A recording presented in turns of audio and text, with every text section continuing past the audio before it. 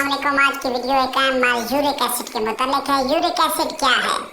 खून में uric acid के बढ़ने को हाइपर यूरिसीमिया का नाम दिया जाता है और इसके जिस्म पर मुख्तलिफ खतरनाक किस्म के असरात पड़ते हैं, जैसा कि हसास सजा, गुर्दे और दिल पर मनफी असरात, जोड़ों का दर्द, पथरी वगैरह। हाइपर यूरिसीमिया का सबब क्या है? चीज़ें हो सकती हैं, इनमें यूरिक एसिड का ज़्यादा बढ़ना और जिस्म का उसे गुर्दों के जरिए खारिज करने में दिक्कत का होना, वजन का बढ़ना, ये हाइपरयूरिसीमिया का सबब हो सकते हैं। वो ग़िज़ाएं जिनसे मुकम्मल तौर पर परहेज़ करना चाहिए उनमें शामिल हैं बकरे का गोश्त, गाय का गोश्त, मछली, गुर्दे, कलेजी, मग्ज़, डब्बे वाले फल, डब्बे वाले जूसेस, मिठाइयाँ, केक, हलवे वगैरह।